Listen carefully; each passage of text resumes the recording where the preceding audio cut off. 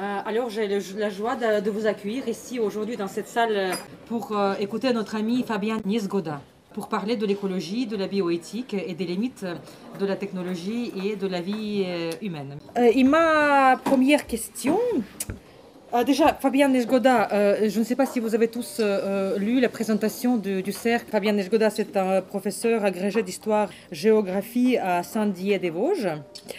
Il est également cadre du mouvement, il a été cadre du mouvement écologiste indépendant de 2010 jusqu'à 2017. Il a co-signé avec Antoine Verster un essai en forme de dialogue sur le sens de l'écologie politique, édité en 2017. Et il est également membre de la rédaction de la revue Éléments. Alors Fabien, ma première question, c'est le terme écologie. Est-ce qu'il y a plusieurs compréhensions qui se cachent derrière ce terme pour vous?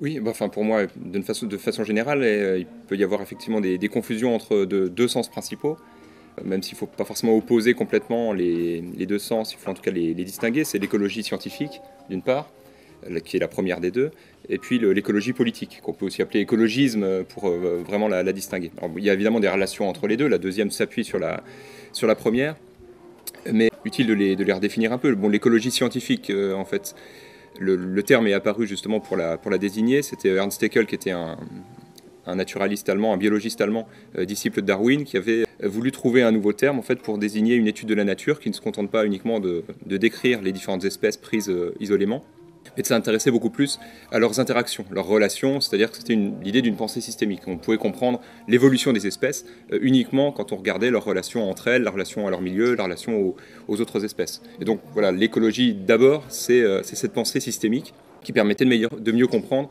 les phénomènes naturels et leur évolution.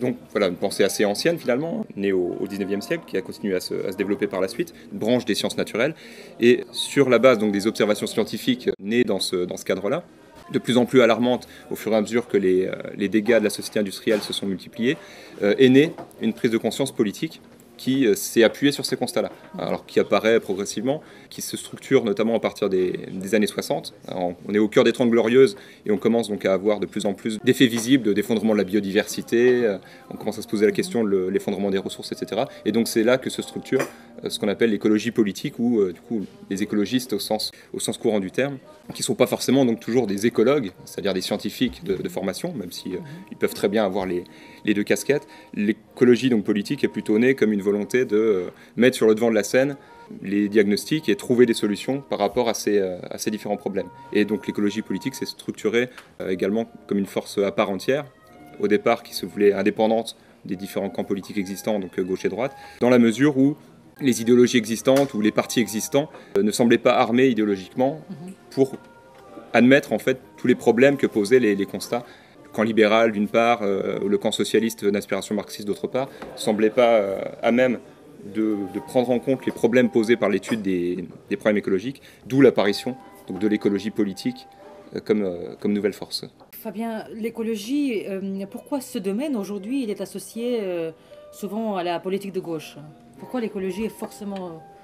Est-ce qu'elle est vraiment de gauche? Alors, un domaine ça peut paraître contradictoire avec ce que je viens de dire, c'est-à-dire qu'elle est apparue justement par rapport au fait que l'offre existante ne répondait pas aux problèmes. Donc, dès le départ, en fait, quand l'écologie politique apparaît, elle se veut au-delà du clivage gauche-droite, même si effectivement elle a été rattrapée d'une certaine manière par la gauche, plus ou moins tôt, dans les différents pays occidentaux. Si on prend l'exemple des Verts, bon, l'écologie politique existe avant les Verts, hein, elle est née dans les années 70, donc il y a ce qu'on appelle des mouvements biodégradables, c'est-à-dire qu'ils vont se créer pour une élection, qui vont disparaître ensuite, les différents militants se retrouvant dans des luttes sur le terrain, dans des luttes associatives, etc. Et puis donc se mettant ensemble, essayant de se fédérer à l'occasion des différentes élections. Donc dans ce cadre-là, évidemment, il n'y avait pas forcément la volonté de s'imposer comme un parti en tant que tel de façon durable. La question se pose davantage à partir des années 80, quand est créé vraiment un parti durable qui est le parti des Verts.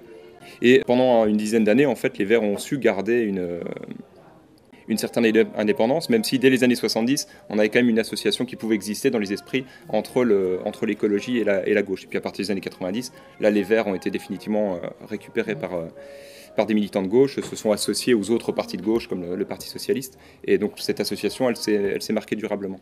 Alors comment Comment l'expliquer? Alors on pourrait regarder du côté du fonctionnement des partis, de voir l'entrisme qu'il y a pu avoir à partir des années 80 de la part d'un certain nombre de militants trotskistes ou autres visant en quelque sorte à retourner le parti. Bon, ce serait peut-être l'aspect anecdotique et moins intéressant de la question. On pourrait se demander en fait, comparer on va dire ce rapprochement avec les diagnostics qui ont été faits dans d'autres cas par Michéa sur l'association qui a été faite entre le socialisme et la gauche, qui montre comme étant une forme de contresens, ou alors dans un autre domaine, ce que Guillaume Bernard a pu écrire sur la droite, avec la façon dont les libéraux et les conservateurs ont pu s'allier, mais en étant en réalité sur des logiciels idéologiques différents.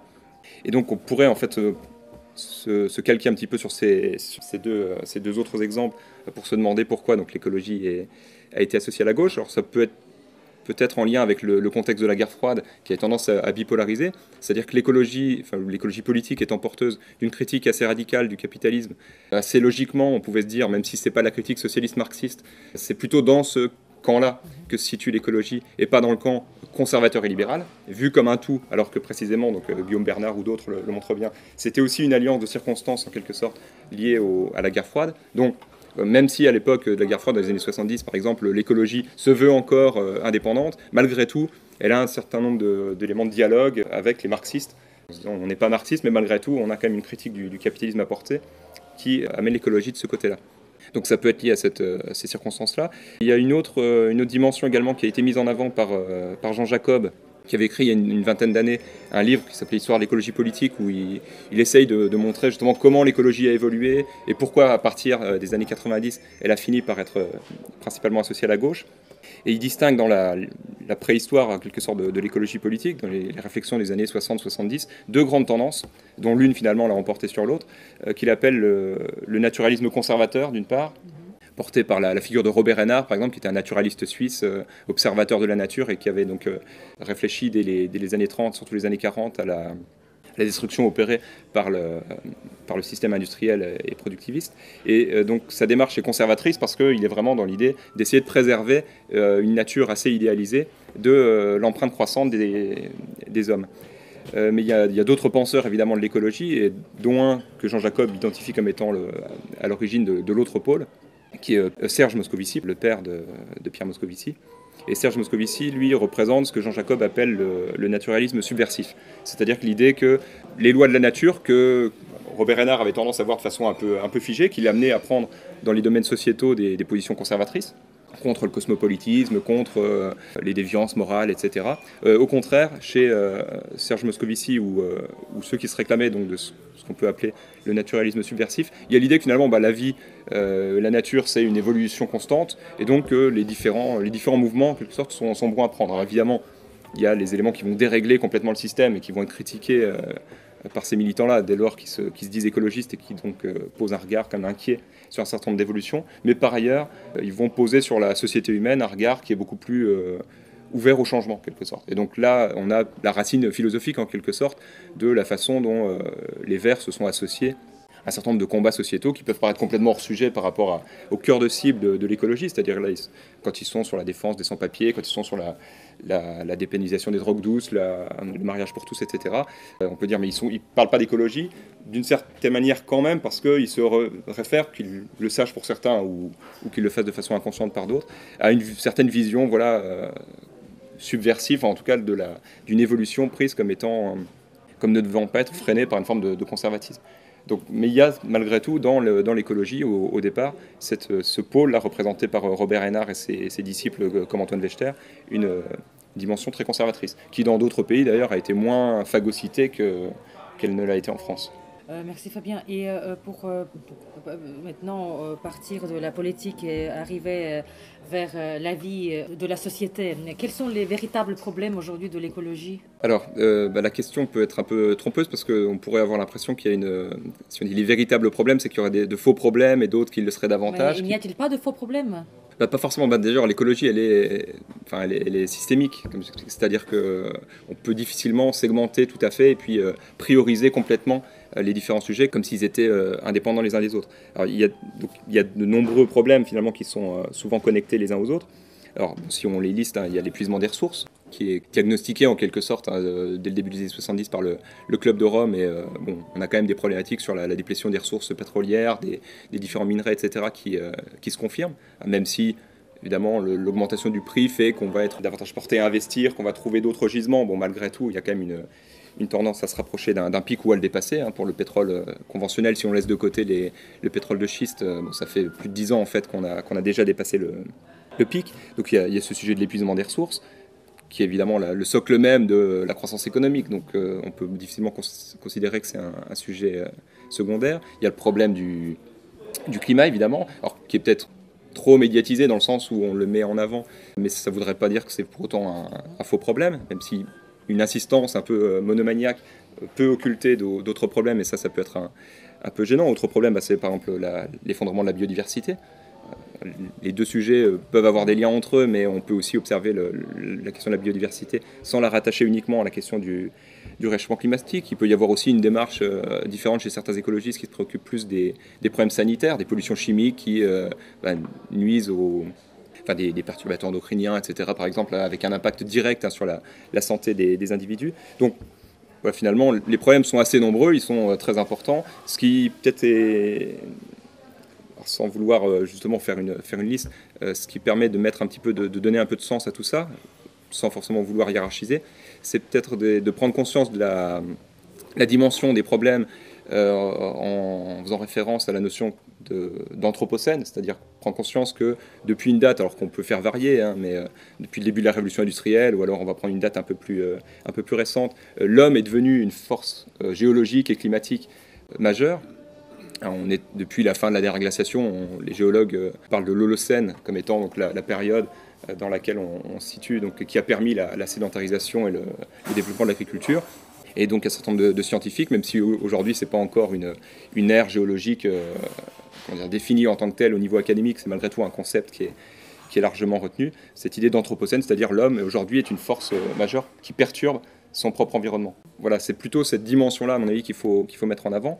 Ou alors, si on doit vraiment essayer de cibler des problèmes qui seraient des problèmes occultés, quand on parle de biodiversité, impact sanitaire, climat, etc., il y a peut-être deux dimensions qu'il faut assez régulièrement essayer de garder en tête, qui sont très différentes d'ailleurs l'une de l'autre, qui ne relèvent pas du tout de la même démarche. C'est la question de la beauté.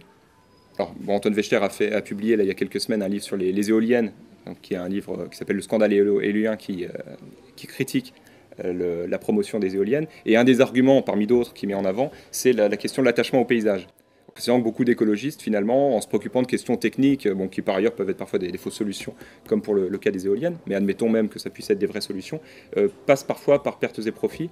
La question de l'attachement à la beauté d'un paysage, son harmonie, etc., l'enracinement, qui même très souvent repose en partie sur le sentiment qu'a un individu ou qu'a une communauté d'être à sa place dans un environnement harmonieux, etc. Cette question de la beauté, qui est une question, finalement, qui est écologique, même si elle ne peut pas être chiffrée comme d'autres, on ne peut pas, comme on va compter les espèces, comme on va regarder les émissions de CO2, etc., quantifier ce genre de problème. Malgré tout, la destruction d'un paysage est un problème écologique majeur, et donc cette sensibilité qu'on peut avoir à la beauté est peut-être un angle mort trop souvent de la réflexion écologiste. Et puis l'autre problème, alors là, pas du tout de la même nature, parce qu'au contraire, on peut le quantifier, et que précisément, il se cache derrière la plupart des autres désastres climatiques, effondrement de la biodiversité, etc., c'est la question du nombre, c'est-à-dire la démographie, qui, dans les années 70, était vraiment un sujet mis en avant par les militants écologistes sans aucun tabou. Alors, René Dumont, quand il est candidat à la présidentielle en 1974, il évoque ce problème. Il y a la bombe P, le fameux essai publié par Paul Ehrlich au début des années 70 qui montre que la démographie humaine pose un problème majeur pour l'avenir. Et bon, cette question-là, pour différentes raisons, est devenue un tabou, mais malgré tout, il devrait y avoir, de la même façon qu'il y a un GIEC pour les questions climatiques, de la même façon qu'il y a un certain nombre d'agences onusiennes qui se préoccupent des questions de biodiversité, des questions des océans, etc., aussi une réflexion à l'échelle mondiale sur les déséquilibres démographiques, comme étant une question d'intérêt vital pour l'humanité. Il faut bien, les questions écologiques vont côte à côte avec les questions bioéthiques. Quelle définition déjà de la bioéthique vous pouvez donner et quels sont les problèmes bioéthiques de la bioéthique aujourd'hui que vous pouvez relever? Alors, la bioéthique. Alors, la bioéthique, déjà, la question de la définition, que signifie pour moi le terme bioéthique, je vais éviter justement de vouloir réinventer l'eau Oui, chaude oui, très ou l'eau bien. tiède. Donc, la bioéthique, hein, si on reprend la définition, c'est l'étude des problèmes éthiques posés par donc, les avancées dans le domaine de la biologie et de la médecine. Donc, en réalité, c'est le cadre d'une réflexion. C'est-à-dire que c'est pas une sorte de doctrine, la bioéthique, qui nous dirait quels sont les principes ou les valeurs au nom desquels il faut soit adopter certains comportements, soit adopter certaines normes. C'est plutôt en fait une façon de cadrer la réflexion. Par contre, derrière, elle implique de tenir compte de tout un discours critique qui a pu être développé sur les questions de la technique, les questions des limites, les questions du progrès, puisqu'en fait, derrière, même dans la définition, on a l'idée des avancées de la biologie et de la médecine, ou les progrès de la biologie et de la médecine.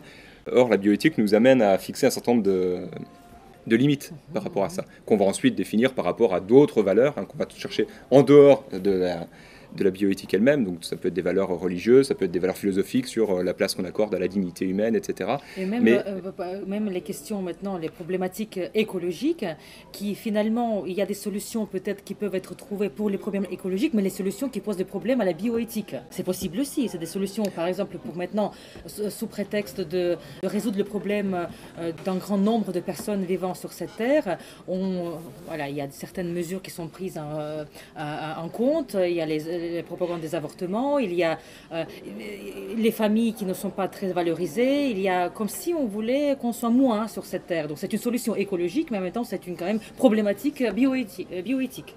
alors, deux choses. Déjà sur la démographie, est-ce qu'on voudrait qu'on soit moins moi, d'un point de vue Mais écologiste, comme il y a quand effectivement, même j'irais dans beaucoup ce de sens-là. ressources pour tout le monde, peut-être quand même, c'est peut-être aussi un tout petit peu une idée, parce qu'on est quand même un Bah, peu trop c'est une idée et puis, globalement. que je serais prêt à défendre assez facilement. Mais j'ai pas l'impression que ça soit le sens le sens du vent. C'est-à-dire que les problèmes qui se posent globalement sont plutôt que le système dominant va dans le sens d'une croissance, alors croissance économique, croissance du PIB, etc. Mais derrière aussi, la croissance de la démographie est vue comme étant un des ressorts de cette expansion. Alors soit comme étant vraiment un des ressorts, soit comme étant une des données du développement qu'on peut ou qu'on ne doit pas remettre en cause.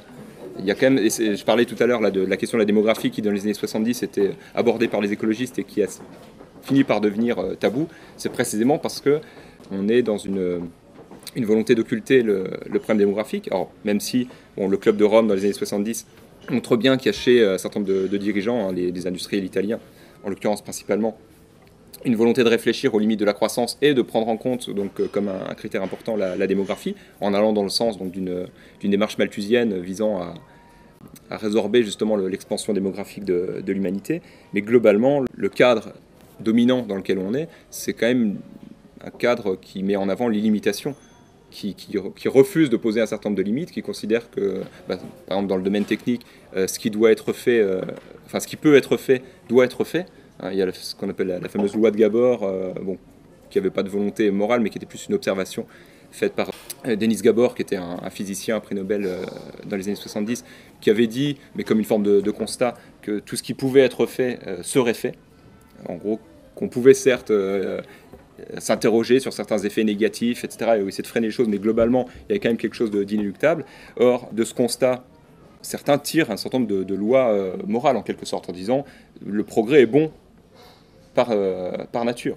C'est-à-dire que toute avancée, toute invention va dans le sens d'une amélioration globale de l'humanité, et qui doit être partagée par le plus grand nombre, d'où l'occultation aussi de la question de la démographie. Parce que la question de la démographie, si on part du principe qu'il faut limiter le nombre d'humains en raison des problèmes de ressources, etc., c'est aussi parce qu'on refuse de faire confiance de façon aveugle dans les possibilités de la technique de répondre à tous les problèmes, ou dans la capacité des sociétés humaines à se réorganiser pour entasser le maximum d'humains, d'une certaine manière, dans des cadres qui seront de moins en moins humains en quelque sorte, de moins en moins vivables par rapport à un certain nombre d'habitudes qu'on a pu prendre de façon traditionnelle, de rapport à la nature, de rapport aux autres même, puisque plus on est nombreux, plus les libertés se restreignent. On peut l'illustrer de différentes manières. Pensez au code de la route, quand vous avez une multiplication des voitures, forcément vous êtes obligé de mettre des normes pour que chacun puisse exercer son droit à la sécurité, mais ça limite la liberté. Donc bref, il y a un certain nombre de raisonnement qui pourrait nous amener à dire que finalement le nombre pose des problèmes de ressources, problèmes de liberté, etc.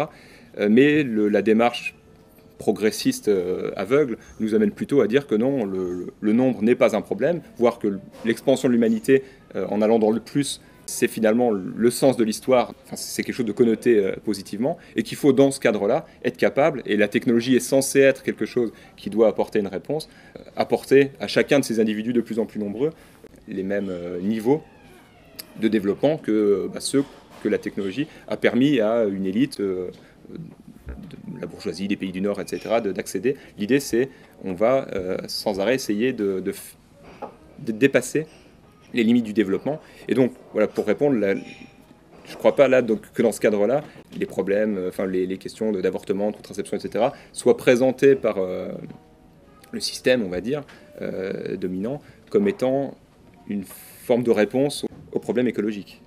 Et quand vous dites, bon, voilà, le dépassement, on voit très bien, oui, cette foi en technologie et ce dépassement de l'humain. Mais alors, maintenant, dans cette logique, expliquez-nous, Fabien, s'il vous plaît, le but de cet avancement technologique, c'est de préserver au maximum donc l'homme, de le garder le plus sur cette terre, de le rendre éternel, presque, cet objectif-là, de dépasser l'humain, donc d'éviter la mort, de pouvoir, je ne sais pas, créer un homme connecté, un homme... il y a tellement de possibilités aujourd'hui qui nous promet cet avancement technologique.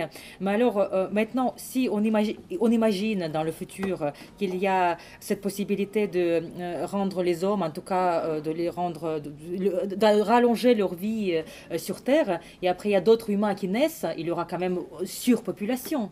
Si maintenant, dans cette logique-là, des technologies qui permettront, dans leur avancement, de faire cela, alors ce sera quand même une catastrophe. On ne pourra pas vivre tous tellement longtemps sur la Terre et avoir de nouvelles naissances et continuer à vivre jusqu'à 300 ans.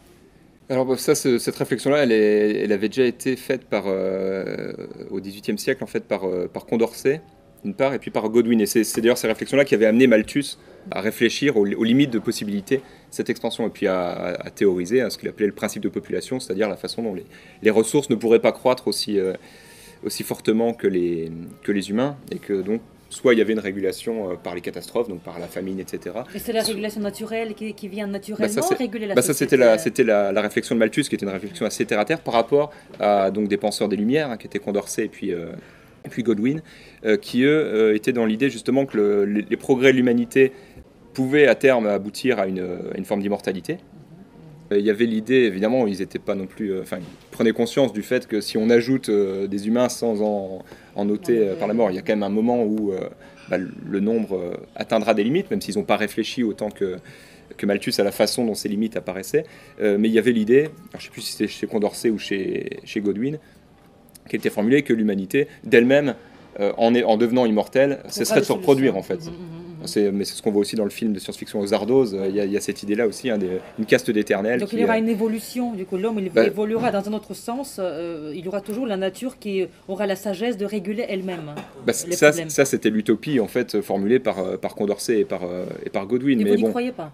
Non, de la même façon que dans Zardoz, c'est posé comme une sorte de fable philosophique, mais la limite elle existe, mais à mon avis elle est posée de façon beaucoup plus claire et convaincante par Malthus, qui nous explique que donc soit les humains régulent leur natalité pour s'adapter à la mortalité qui baisse en raison d'un certain nombre de progrès, l'allongement de l'espérance de vie, mais bon, Malthus ne va pas jusqu'à imaginer que l'espérance de vie puisse être...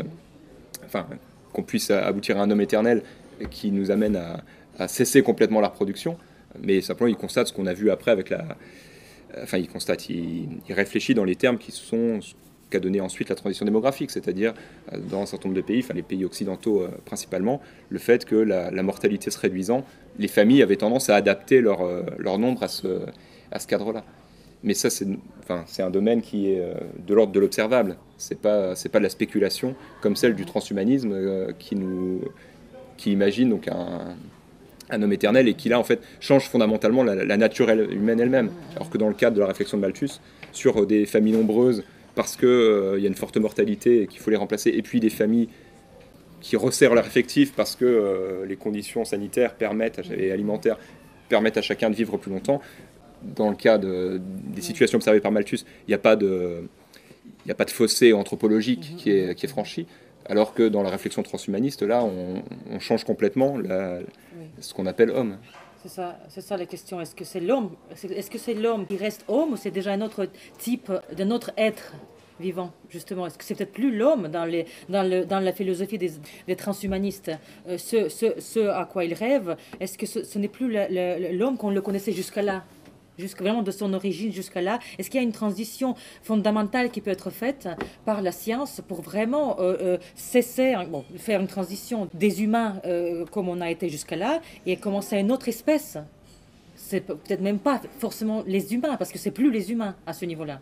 En tout cas, je ne sais pas, c'est une question philosophique que je vous pose. Qu'est-ce que vous en pensez? Est-ce que c'est l'humain évolué ou est-ce que c'est une autre espèce? Alors ça, faudrait demander aux transhumanistes eux-mêmes. Mais en fait, ça amène une question, c'est sur le problème des limites, en fait. Alors là, d'ailleurs, il y a un livre à mon avis, il faut lire, c'est le livre de Serge Latouche, qui s'appelle L'âge des limites, qui est tout petit et qui est en plus pas cher. L'âge des limites, qui donc réfléchit à la question des limites d'un tas de points de vue, un point de vue politique, par rapport à la question du transhumanisme, par rapport à la question des ressources, etc. Mais qui pose quand même aussi le cadre philosophique de la réflexion. Et en particulier, sur la question des limites, il y a toujours un problème qui se pose avec le côté arbitraire ou pas des limites, le côté artificiel, etc. Mais qui a été posé depuis très longtemps par le philosophe Eubulide, qui avait mis en avant un certain nombre de paradoxes, dont le paradoxe qui est intéressant, c'est ce qu'on appelle le paradoxe sorite, c'est-à-dire le paradoxe du tas. De se dire à partir de combien de grains de sable, par exemple, on peut parler d'un tas. Évidemment, on va avoir du mal à fixer une limite. On sait que s'il y en a peu, c'est pas un tas. Et à partir d'un certain seuil, il va y en avoir beaucoup. Le problème, c'est d'une part ce seuil. Est-ce qu'on peut le fixer? Est-ce que c'est un nombre de grains? Non, parce que sinon, ça veut dire qu'on enlève un grain au tas. Ça, c'est normal. Par contre, si on enlève un grain, puis un grain, puis un grain, il y a bien un moment où on ne pourra plus parler de tas. Mais est-ce qu'on va pouvoir identifier le grain qui est le grain de trop, etc. Non. Et donc, essayer de fixer absolument à chaque fois une limite de façon très précise, ça peut apparaître comme une absurdité avec cet exemple du tas. Est-ce que pour autant la notion de tas, elle perd toute signification? Est-ce que parce qu'on ne peut pas dire qu'un tas c'est tant de grains de sable, que le tas est une pure fiction et qu'on ne devrait jamais parler de tas de sable? Ben non. Et donc c'est un peu le même problème qui se pose souvent quand on essaye de fixer les limites, c'est qu'on essaye de trouver un seuil. Alors dans certains cas, oui, il va y avoir des seuils où on va clairement basculer d'une chose à une autre, et puis dans certains cas, on va avoir des étapes qui vont être franchies, et au bout d'un moment, on va faire le constat, mais pas forcément au moment où on va basculer, qu'on a changé de nature, que nos 3 grains de sable sont devenus un tas. Et on ne sait pas si c'était... Ce n'est pas encore le moment, en tout cas. Et alors, ça, j'en sais rien, parce que sur la question du rapport à la technique, en fait, il y a ce que j'évoquais tout à l'heure, c'est-à-dire la question de l'anthropocène, c'est-à-dire le moment où, par sa maîtrise de la nature, Descartes, dans le discours de la méthode, dit bien que par la technique, l'homme devient comme maître et possesseur de la nature. Et donc ça, c'est quelque chose qu'on constate à une échelle impressionnante à partir de l'ère industrielle. Là, je sors un peu de la question bioéthique, mais finalement, ça pourrait s'y ramener quand même, on a franchi donc un seuil. Mais certains vont dire que le problème de la technique, en fait, il ne se pose pas seulement à partir de ce moment-là. Il est une question qui remet en cause la nature humaine elle-même dès les origines. C'est-à-dire que la technique ferait partie des caractères qui font la nature humaine. Le préhistorien André Leroy-Gourhan, par exemple, montrait bien la place que prend l'outil dans le processus d'hominisation. Il y a un certain nombre de changements en termes de morphologie qu'on peut observer, la station debout, etc., le pouce opposable. Mais il dit, le fait d'utiliser l'outil, évidemment, ça va aussi avec ce changement morphologique, c'est en soi un élément qui fait partie de ce processus de dominisation. Spengler, quand il réfléchit à l'homme et la technique, de la même façon, il dit le problème technique, il ne s'agit pas d'en faire un problème au sens négatif, mais la question de la technique, certes, se pose d'une façon particulièrement flagrante à l'ère industrielle, mais en réalité, son origine, elle est liée à l'origine de l'homme lui-même. C'est-à-dire l'homme sans la technique n'est plus que le singe, en fait. Et que donc la technique est là dès les départs. Mais le problème, c'est effectivement de se dire, est-ce qu'il y a un moment, l'excès de technique, en quelque sorte, nous fait sortir de Est-ce que c'est vraiment l'excès justement, pourquoi considérer? C'est ça la question. C'est une question très compliquée, hein. On ne Bah, peut pas répondre. Je ne pense pas qu'il y ait quelqu'un qui peut vraiment répondre, donner des arguments non, c'est aujourd'hui. ça, c'est pour ça, là, c'est comme ce que je disais un peu pour botter en touche aussi sur la bioéthique, il s'agit juste de poser les Voilà, cadres d'une voilà, réflexion, voilà. mais les réponses elles-mêmes, Elles elles ne viennent, viennent oui, pas de cette oui, réflexion. Et donc oui. je parlais de Spengler avec la technique, par exemple, lui met en avant, et c'est peut-être ça qui fait qu'on est à un point où on se pose toutes ces questions de transhumanisme ou d'anthropocène. Quand Spengler étudie les différentes civilisations qui se sont manifestées dans l'histoire, il caractérise la civilisation occidentale, enfin qu'il appelle la civilisation faustienne, par précisément l'absence de limites, l'aspiration à l'infini. Quand il identifie les différentes formes qui caractérisent les différentes civilisations, il va utiliser comme symbole de la civilisation occidentale la flèche des cathédrales gothiques, par exemple, avec cette idée d'aller toujours plus loin. Il oppose ça, par exemple, à la civilisation antique, enfin gréco-romaine, qu'il appelle civilisation apollinienne, qui était au contraire basée plutôt sur l'observation d'un certain nombre d'harmonies, de symétrie, etc. La civilisation occidentale, même si elle peut se concevoir parfois comme une héritière de la civilisation antique. En réalité, non, sa démarche, c'est l'illimitation, c'est la quête de l'infini. Alors, est-ce que cette quête de l'infini va amener la civilisation occidentale, qui a pris une emprise planétaire, à l'impasse à cause d'un certain nombre de problèmes qui se posent au niveau des ressources, etc. Le fait que l'infinité, elle peut pas être atteinte. Ou est-ce que, alors ça serait plutôt le pari des transhumanistes, on va justement pouvoir, même s'il ne se réfère pas particulièrement à Spengler, mais en tout cas il considère que certes il y a moyen de dépasser ses limites, mais en admettant que l'humain change de nature, parce que voilà, c'est une étape nouvelle de l'évolution, qu'on appelle ça humain ou pas, on parle de transhumanité, etc. Voilà, mais là c'est vraiment une réflexion philosophique qui peut les amener à admettre ce dépassement des limites, quoi.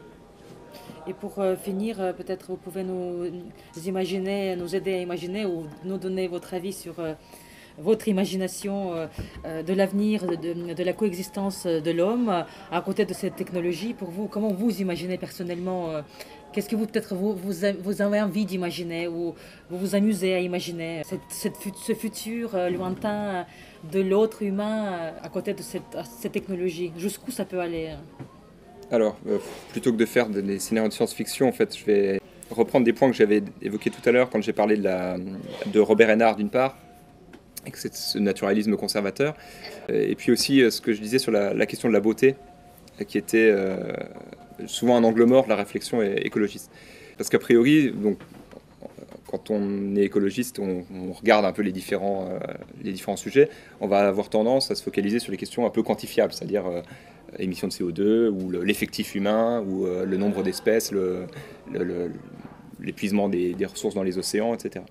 Alors, le problème qui peut se poser, quand justement on oublie aussi la question de la beauté et les questions un peu moins quantifiables, c'est ce qu'Heidegger opposait dans une conférence qu'il avait prononcée, où il opposait ce qu'il appelle la pensée qui calcule, d'une part, et la pensée qui médite. Et donc il explique que la pensée qui calcule, c'est une pensée qui est nécessaire, puisque évidemment il vaut mieux savoir calculer que se tromper du calcul. Donc il vaut mieux être capable d'observer les choses et puis de les mettre en équation en quelque sorte pour mieux les comprendre. Mais il explique aussi que la pensée qui calcule, elle s'auto-entretient en quelque sorte. C'est un peu le problème d'ailleurs qu'on met souvent en avant quand on réfléchit à la question de la technique. C'est-à-dire qu'on avance, mais à chaque fois on pose un nouveau problème, mais c'est la technologie qui va permettre de le résoudre, etc. Et la pensée qui calcule, c'est comme ça une forme de fuite en avant. Et parfois, elle est aussi utilisée comme argument par les écologistes en disant la biodiversité, il faut la préserver parce qu'elle nous est nécessaire. Donc ça va être les abeilles, elles pollinisent, donc une partie essentielle de notre alimentation repose sur l'existence de cette espèce-là, et donc il faut la préserver parce que finalement elle nous est utile. Il y a des ressources pharmaceutiques potentielles dans un certain nombre d'algues, un certain nombre d'espèces qu'on va trouver dans les forêts tropicales, etc. Donc il faut les préserver parce que là-dedans il y a des molécules qui vont nous être utiles un jour ou l'autre. Le problème, c'est qu'il n'y a qu'une partie finalement de la question de notre rapport à la nature qui est réglée sous cette forme-là. Et Heidegger dit qu'il faut toujours compléter en fait cette pensée qui calcule, même si on peut pas y renoncer parce que ce serait en fait renoncer à une partie de la connaissance, et puis ce serait même purement théorique que de vouloir y renoncer. Par contre, il faut toujours lui donner un contrepoint en quelque sorte, qui est ce qu'il appelle la pensée qui médite. Et ça va être le rôle aussi de cet œil qui va faire attention à la beauté de la nature. Un certain nombre d'espèces n'ont aucune place quand on est dans la pensée qui calcule. En gros, tous les grands mammifères sont des concurrents pour l'homme, enfin, que ce soit les éléphants, les tigres, etc. Si on est uniquement dans l'idée de leur utilité pour nous, à part comme élément de distraction dans un zoo, ils prennent de la place qui serait mieux rationalisée si on était vraiment dans l'idée de nourrir le maximum d'humains. Éliminons toutes ces espèces qui sont complètement inutiles. Soyons, c'est le raisonnement aussi d'un certain nombre de militants végétariens ou véganes, il vaut mieux en fait manger tous des pois chiches plutôt que de la viande parce qu'on va pouvoir nourrir 10 à 15 fois plus de personnes, avec toujours cette idée, donc je reviens sur l'idée départ que le nombre doit être la priorité sur tous les autres choix. Ils sont dans la pensée qui calcule en fait. C'est-à-dire qu'ils vont laisser de côté tous les aspects culturels qu'on peut associer à une forme d'alimentation. Et la pensée qui médite, c'est elle aussi qui va nous dire que l'ours a sa place à côté de nous. L'ours ne nous est pas utile. Mais le problème, c'est que si on renonce à avoir un regard complètement désintéressé et gratuit sur la nature, on va être aussi dans ce qu'Heidegger lui-même appelle l'arraisonnement, c'est-à-dire on va mettre les choses, ou le Gestell, on va mettre les choses sur des étagères pour les rendre disponibles. Et le problème là aussi, c'est que l'humain, ça nous ramène à des questions comme la GPA, devient un de ces éléments mis à disposition. Alors certes de l'humain lui-même, mais on se retrouve de la matière première en quelque sorte. Si on est purement dans ce raisonnement qui ne fait pas un détour vers, enfin un pas de côté par rapport au raisonnement purement utilitaire, chiffré, etc. Et celui qui permet peut-être aussi de résoudre le problème en quelque sorte, c'est Romain Renard que j'évoquais tout à l'heure. Dans une réflexion qui l'avait opposé à d'autres écologistes, et en particulier Bernard Charbonneau, il y avait l'idée du meilleur rapport qu'on doit avoir à la nature. Alors pour Charbonneau, l'idéal c'était le paysan. C'était une technologie la plus limitée possible qui permet à l'homme d'être en communion en quelque sorte avec la nature. Le problème étant bien sûr que la nature du paysan, c'est plus la nature sauvage. Par définition, c'est une nature qui est domestiquée. Charbonneau considérant simplement qu'il fallait avoir une domestication homéopathique, en n'allant pas trop loin dans la transformation, pour avoir toujours un rapport à l'animal, pour avoir un rapport au paysage, à la beauté, etc. Mais pour Robert Renard, il y avait un problème, c'est que Robert Renard, lui, c'était un naturaliste qui aimait aller dans les Alpes, dans les forêts, pour observer les animaux sauvages, mais vraiment dans un milieu purement sauvage. Et l'idéal de l'homme paysan, c'est un homme qui transforme complètement la nature et qui ne laisse plus assez de place à ce sauvage. Et la solution que trouvait Hénard, en quelque sorte, même si c'était de façon purement théorique, c'était le recours à la technologie. Mais aussi en posant des limites, c'est-à-dire que, alors là pour le coup c'est des limites géographiques en quelque sorte. Hénard considérait qu'il devait y avoir un maximum d'espaces naturels qui devaient rester vierges, dans lesquels l'humain ne pouvait éventuellement aller que comme observateur. Alors, des privilégiés comme lui en quelque sorte, est-ce que forcément c'est un modèle possible pour tout le monde? Pas forcément, mais l'humain qui pouvait pénétrer dans ces espaces naturels n'y allait que pour justement observer la beauté, en ayant le moins d'impact possible, en se mettant en quelque sorte dans la position de Dieu le 7e jour, qui arrête le travail et qui se contente d'observer. Mais c'est ça aussi qui donne le sens au reste en quelque sorte. Donc il y a aussi cette idée que le rôle de l'humain dans la nature, c'est pas un rôle de transformation, de mobilisation à son profit, etc. C'est par son regard, éventuellement même par une sorte de sublimation par l'art, de donner du sens à ce que les chrétiens appelleraient la création, qu'on peut appeler tout simplement la nature. Mais pour pouvoir avoir cette relation de retrait, en quelque sorte, Robert Renard était prêt à accepter une forme d'hypertechnologie dans des îlots humains. Plutôt que d'avoir cette dispersion de l'humain sur une surface très grande, mais légère à la Charbonneau, Hénard, lui, avait tendance à dire qu'il faut en fait des espaces naturels laisser vierges de l'empreinte humaine et circonscrire l'empreinte humaine à des espaces les plus restreints possibles en quelque sorte. Et pour pouvoir concentrer l'humanité, la technologie était une bonne solution parce qu'il fallait pouvoir construire des habitats en hauteur qui soient donc relativement concentrés. Ce que les auteurs de science-fiction, par exemple, appellent les archéologies, cette espèce de cité gigantesque qui regroupe le maximum de monde avec une gestion, bien sûr, des différents flux de façon hyper technologique. Il était prêt à accepter aussi une agriculture très mécanisée, voire chimique, sur des espaces agricoles restreints, là purement utilitaire. Donc il n'était pas du tout dans la démarche du paysan. En gros, le paysan prend trop de place. Donc on va en prendre moins, on va l'exploiter au maximum, mais avec l'objectif quand même qui est essentiel chez Hénard, c'est de laisser à la nature sa place et de lui laisser son caractère sauvage et inviolé. Alors qu'on va retrouver le même genre d'appel à la technologie, mais sans ce point essentiel, chez tous ceux qui vont les apôtres du développement en quelque sorte. qui vont dire non, il vaut mieux l'agriculture intensive parce qu'elle permet de nourrir plus d'hommes, mais ils ne vont pas se poser la question en même temps de laisser les surfaces vierges par rapport à l'agriculture.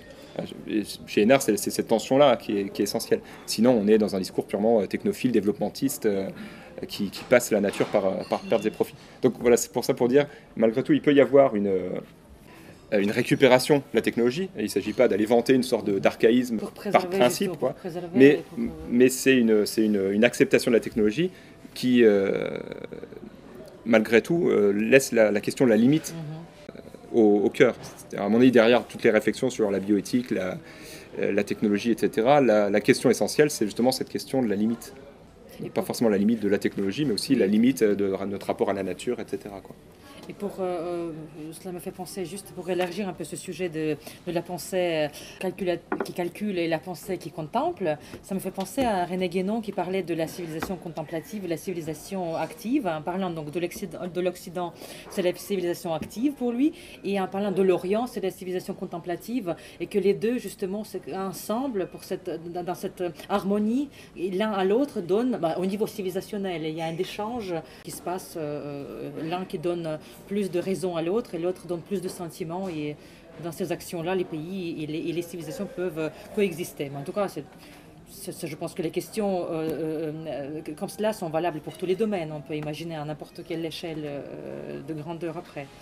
Mais en tout cas, je vous remercie, Fabien, pour vos réponses qui étaient très intéressantes, très claires.